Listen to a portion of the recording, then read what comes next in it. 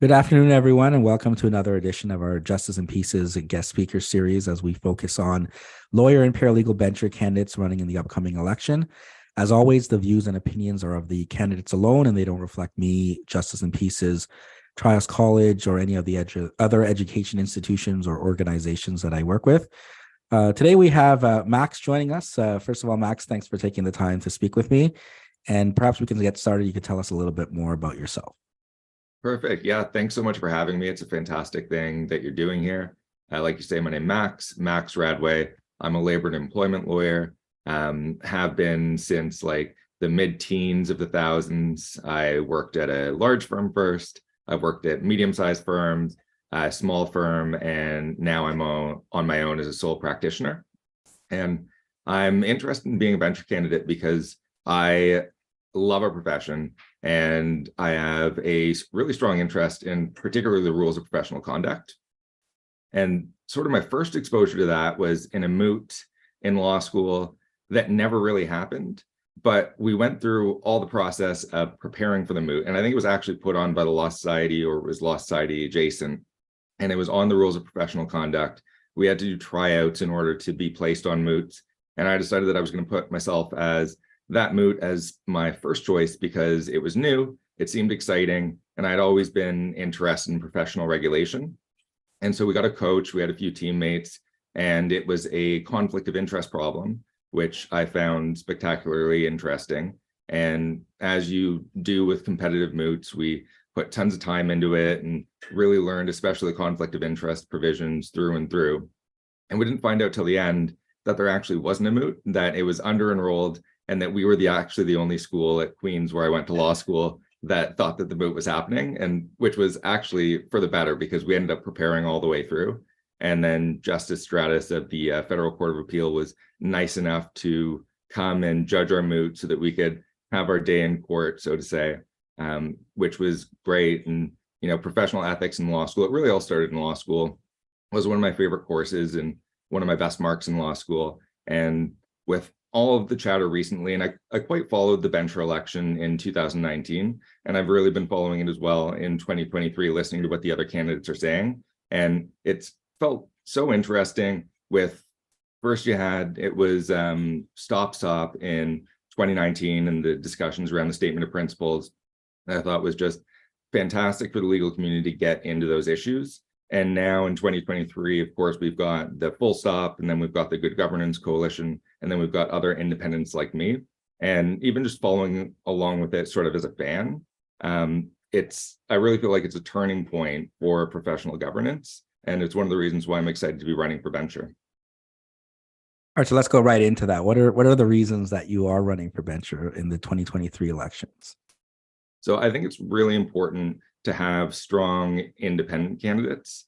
And whether or not I'm strong would be besides the question, because when you've got two slates, I think it becomes very much like our political systems, where it's a multi-party and sort of almost a two-party lately, it feels. And certainly that's how it's become in the Law Society. And I think it's important to have independents running on their own, say, platforms or agendas, or picking issues that are particular to them, particular to the communities that they're involved in.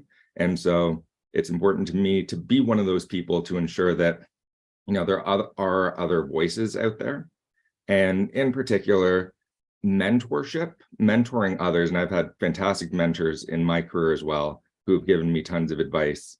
But one thing that I've had quite recently in the last few years is many articling students and junior lawyers coming to me with issues in the profession that I feel like really impacts their experience, whether they're going to stay in the profession and more broadly access to justice, because I've seen a lot of junior lawyers and students leaving the profession altogether. And I believe that that's because there just aren't enough supports.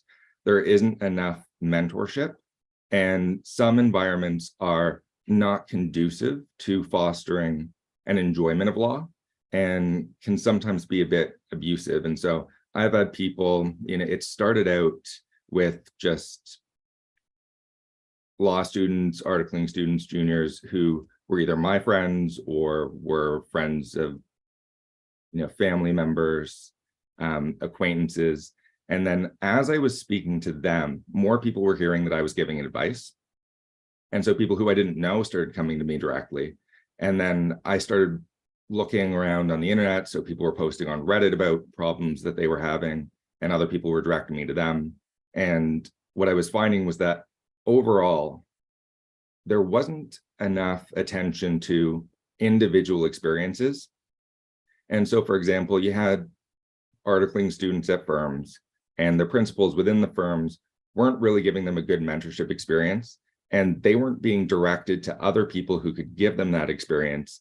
And it was affecting their mental health, and it was affecting their development of competence. It was affecting their enjoyment of the law. And so a main pillar of my platform or agenda, or just the message that I want to push through in everything that I would do if elected bencher, focuses on supporting articling students, supporting juniors, supporting lawyers overall. I think that there should be a check-in for all lawyers that's external, whether it's volunteers, members of the Law Society, so that we're making sure that we're supporting people so that they're competent, so that they're staying in the profession, and so that they're best situated in order to serve their clients. And I think that my voice can be somewhat unique in that respect, as those issues that I really want to push forward aren't necessarily key elements of the platforms of other independents or the Full Stop slate or the Good Governance Coalition. All right, so let's talk more about this, right? In terms of you have on one side the Full Stop group, right? That's centered around this time, at least the messaging: stop bloat, stop creep, stop woke. And then on the other side, you have the Good Governance Coalition, essentially both with respect to the Stop SOP group from before. They're saying, look at what happened. Do you want this again? Slates are bad. However, vote for our slate. And if you need our slate because we got to counter them, and we're only doing this because we have no choice. But if we're elected, then we're going to try to look at electoral reform where we may do away with slates altogether. Again, loosely paraphrasing, but that's kind of the two big groups there, as you pointed out. And then now you're running as an independent, and then certainly there's others. I've talked to 4 this weekend now, and after with you as well. But how does that all work in terms of being an independent this time around? And what are your thoughts on, should there be slates and coalitions in our bencher elections?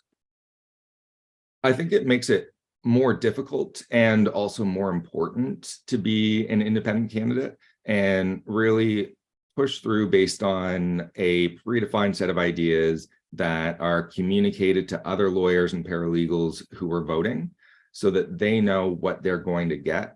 If you were to draw a Venn diagram for the Good Governance Coalition and the Full Stop slate, right in the middle would be, we're not the other guys.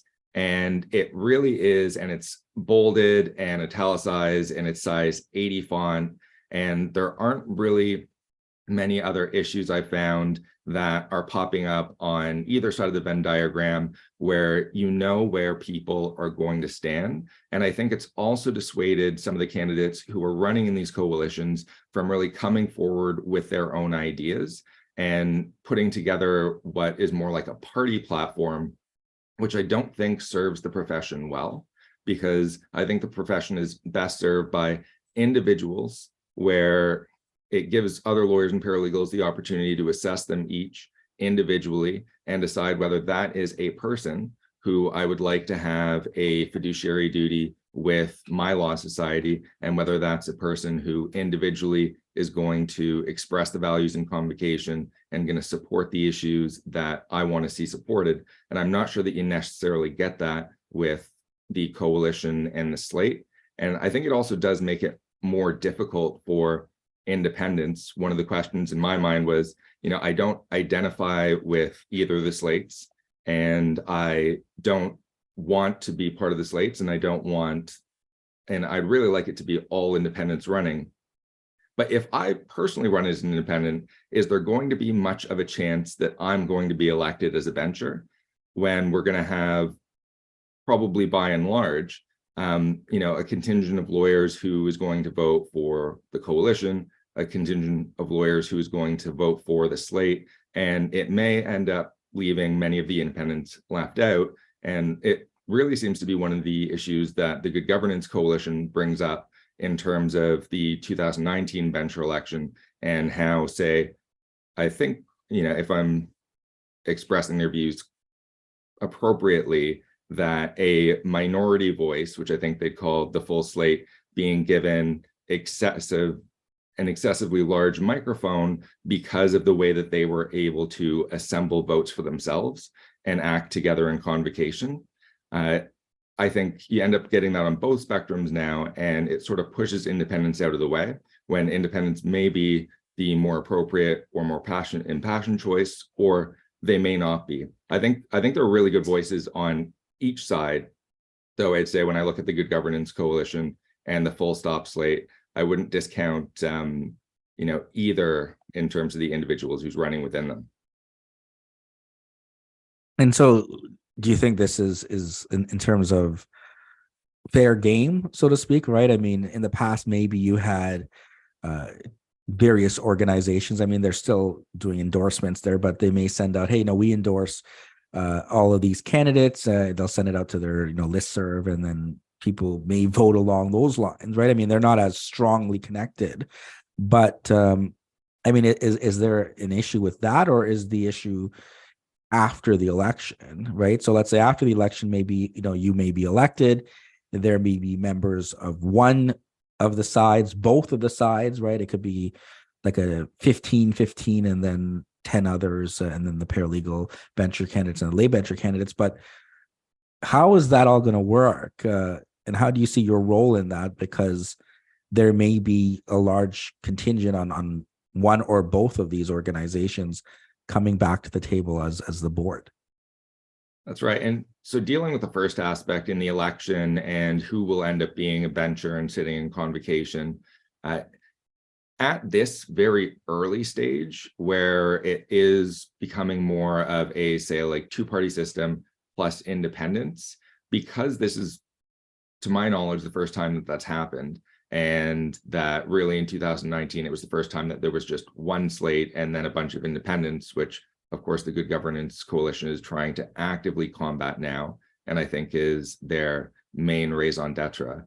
But because it's so new, you don't really have the electoral mechanisms to ensure that, are we getting in the people who represent the will of the lawyers and paralegals? Are we getting the people who they would choose? Or are we getting in a bunch of people who become benchers who are only chosen because they've decided to identify with a particular slate that people are picking?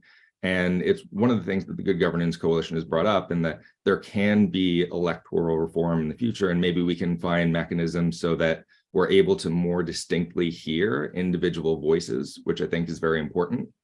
But as it is now, I don't think that you are hearing those individual voices loudly enough.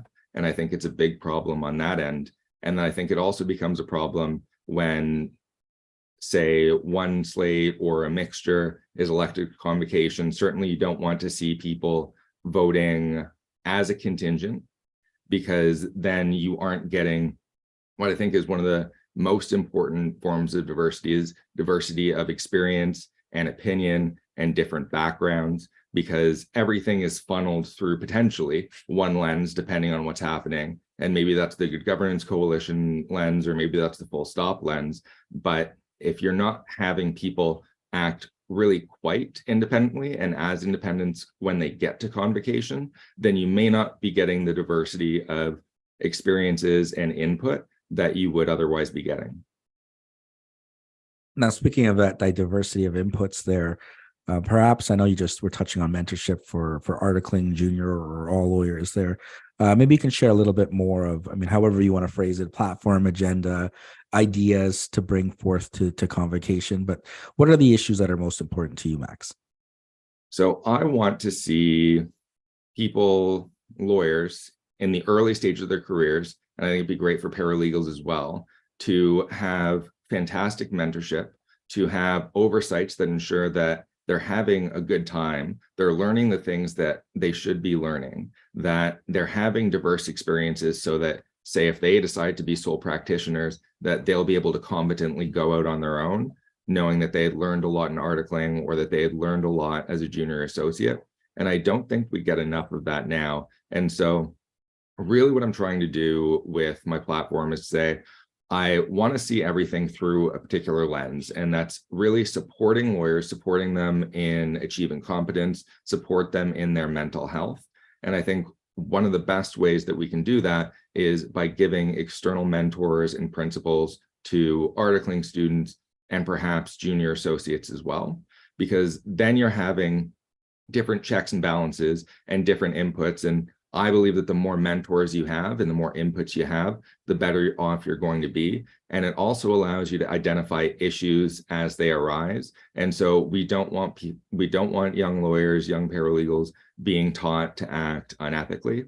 We don't want them to be abused. We don't want them to be in difficult situations where it becomes impossible to become competent because they're focused on so many extraneous factors. And so I'd like to see external principals, and that's something that, I would volunteer for. I think that one thing that I try to do in every issue that I raise is think, how can we do this without excessively increasing the budget at the Law Society? And I think there are so many things that we can do with volunteers. I'm still relatively early in my career. I'm just a 2016 call.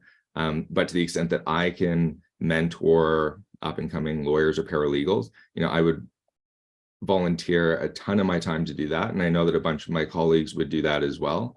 And I'd also like to see a check-in for lawyers to ensure that they're doing well. And, you don't want to feel like it is overall oppressive oversight. It really is something like a check-in from the Law Society or a check-in from an external mentor. And it wouldn't matter what year of call you are, but someone to make sure that you're doing okay, that your practice is doing okay, and also giving someone an outlet, lawyer, paralegal, regardless of vintage, a prompt to disclose if something is going wrong, because I think that serves the public best. And when we look at some of the most vulnerable people in the legal community, these are going to be summer students, articling students. And as an employment lawyer, I understand there's huge power imbalance always between employees and their employers, or in 99% of situations.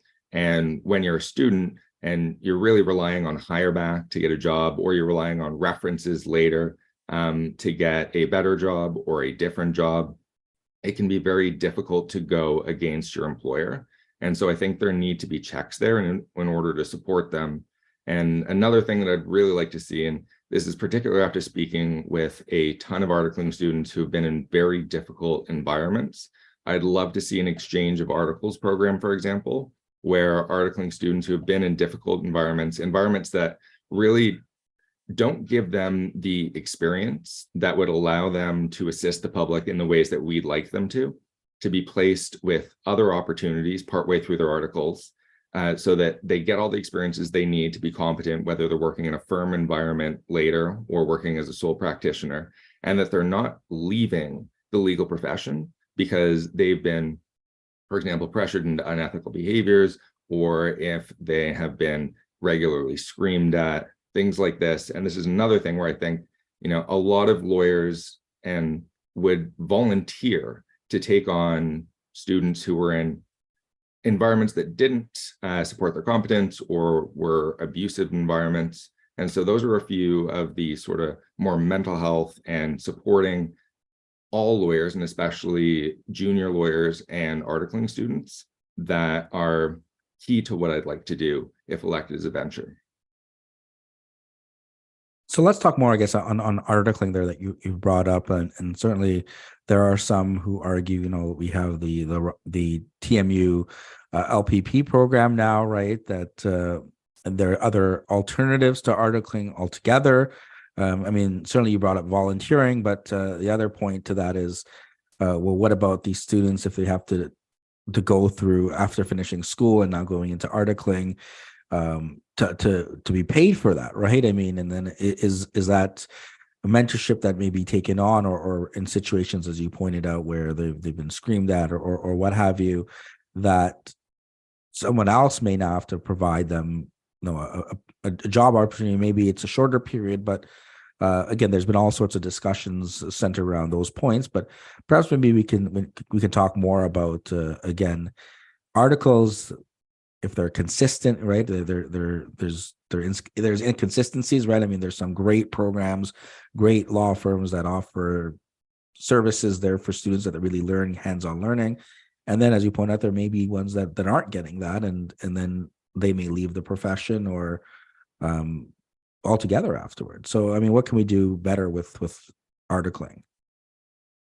Yeah, I've noticed that there really are just disparate articling experiences, and they run the gamut from just like, as you say, the most incredible experiences where a student is exposed to a variety of different types of practice, or different lawyers who practice in different ways, which help them develop their unique style.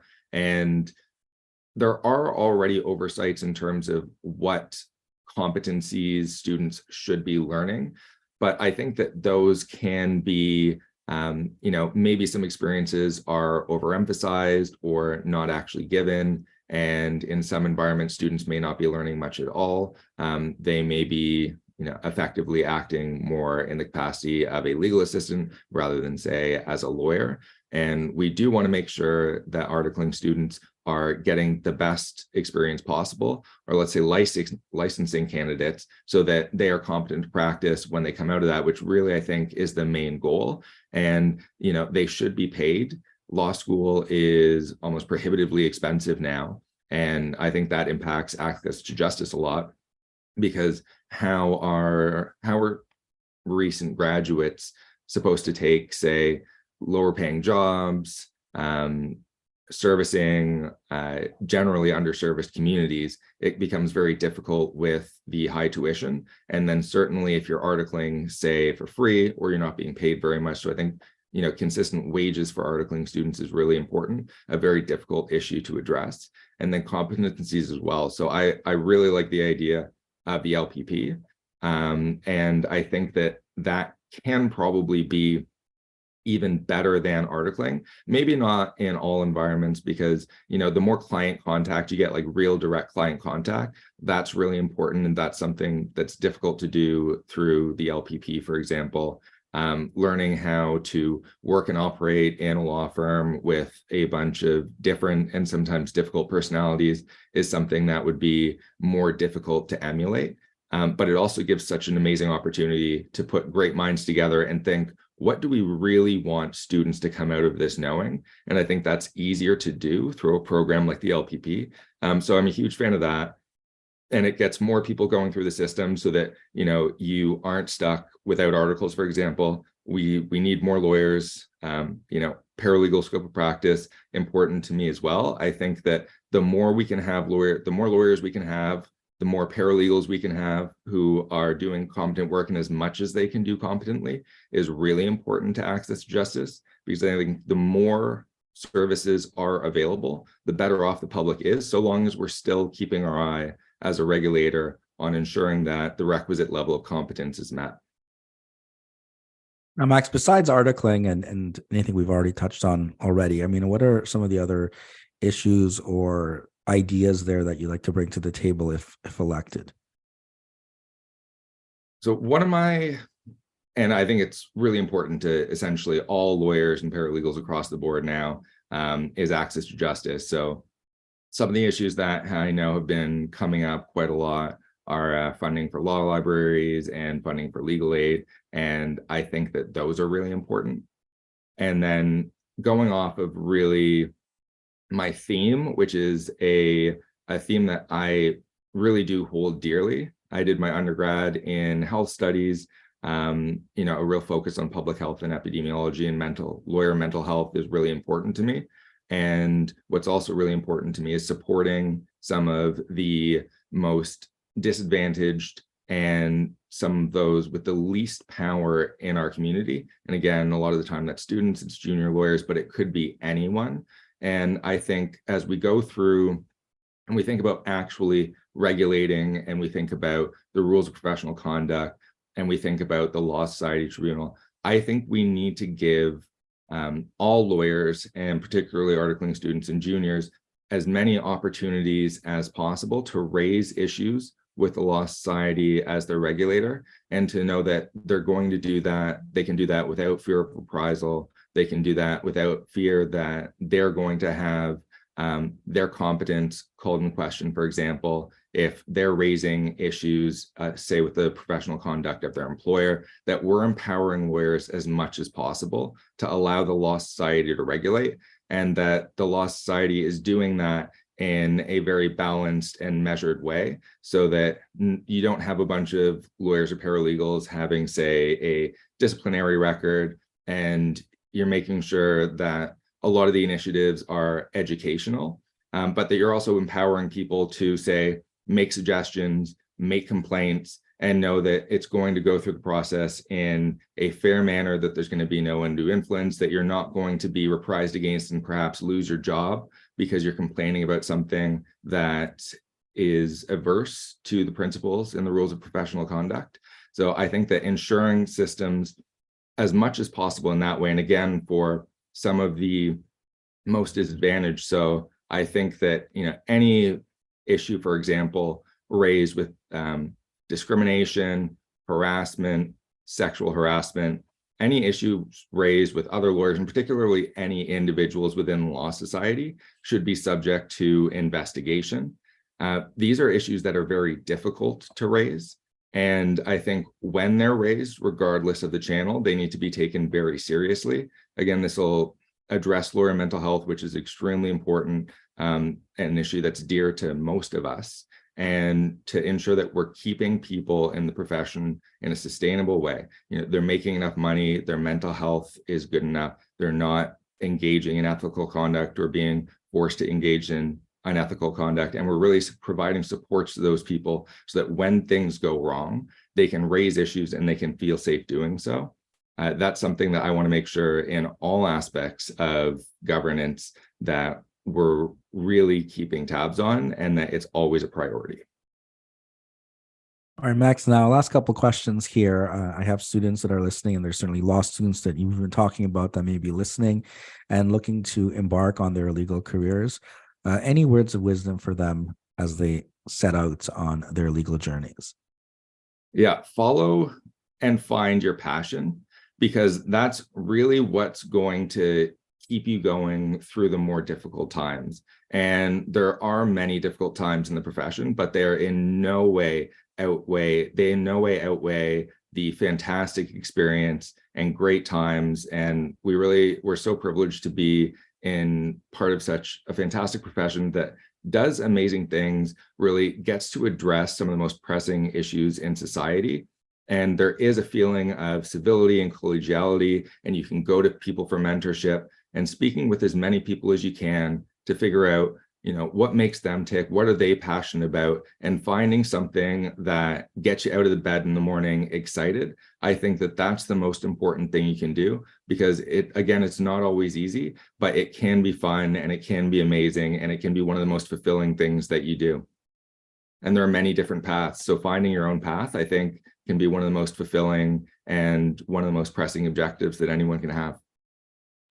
Now, thanks again, Max, for taking the time and speaking with us today. Last question, perhaps maybe the most important for those lawyers that are listening and have up to 40 votes that they can cast.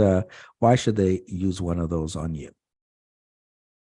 I think the biggest reason that a lawyer may consider voting for me, and I consider everyone to vote and everyone to pay attention, is that I take this very seriously. One of the things that I've done is I've looked very closely into all the issues. Another thing I've done is I've read hundreds over the last few months, hundreds of Law Society Tribunal decisions, and I've read the rules of professional conduct through and through. I want to make sure that I have the best understanding possible in order to enable me to best serve the legal profession. And I've put in the work so far, and I wish to continue to put in the work. And I want to do this all through the lens of supporting lawyers, supporting lawyer mental health, supporting lawyer competence. And if others also identify with those values, then I may be a good person to vote for. Perfect. So thanks again for taking the time here on a Sunday to speak with me. Wish you all the best, and thanks for everyone for tuning in. Take care. Thank you.